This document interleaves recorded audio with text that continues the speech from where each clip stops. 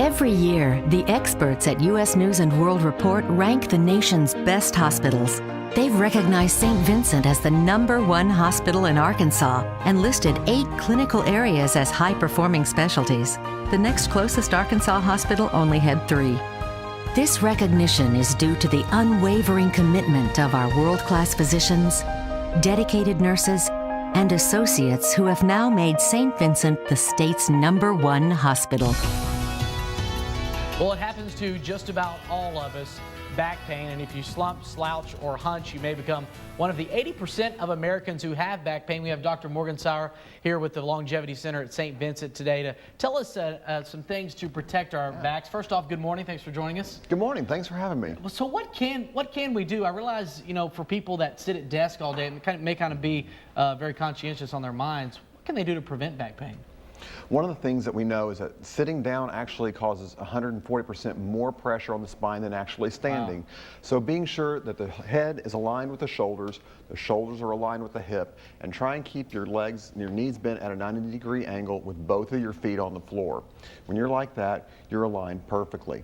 Also, after about 45 minutes, it's time to get up and stretch. It's time to move. So being sure to get up and doing some things that help alleviate pain rather than shifting in the seat, crossing your legs, right, and making your spine go out of alignment. What about our shoes we wear? I realize you said more of the pain's when you sit down, but what about when you're standing up? How important are those?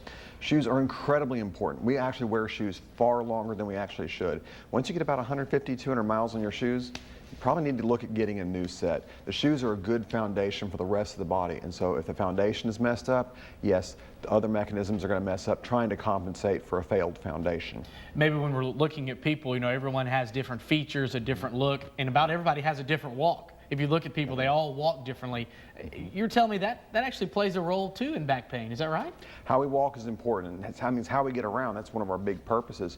So being sure that we go down on our heel and roll to our toes, keeping our buttocks relaxed, keeping our stomach relaxed, but keeping the shoulders over the hips. So we do a nice rolling motion when we walk. Also, shoes and how we walk are important, going back to the shoes. You know, high heels can be worn for short periods of time, a couple hours for a nice event. Otherwise, we need to find shoes that support our arches, give cushioning to our heels, and really don't throw our backs out of alignment like high heels do.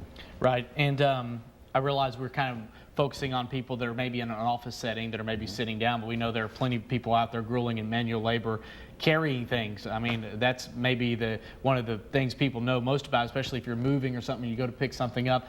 How can people properly, though, get the job done and also take care of their backs? I look to mothers. Mothers are incredible sources of knowledge and information. And what are we seeing a lot of mothers do now? We're seeing, and fathers as well, but we're seeing them keep the babies close, keeping the weight close to the core of the body and using harnesses that distribute the weight evenly. You can get into a lot of trouble when you're off balance. So if you're putting a lot, like when I was young, I had a backpack full of books and I carried it on my right side always. Right. That wasn't healthy and it has caused problems. So now carry the weight close to your core and keep it evenly distributed.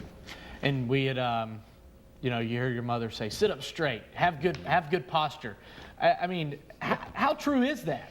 You know, now as we kind of maybe look back on that advice when we were kids, how true is it to follow that motherly advice? Yeah, Mom was actually right on that one. And keeping yourself properly aligned actually helps the musculature of the spine, which will try and compensate if the spine is out of whack. So you want to be sure that you keep it nice and aligned, keep it strong. Also, it's important in the morning, look at animals and kids. What do they do when they first wake up?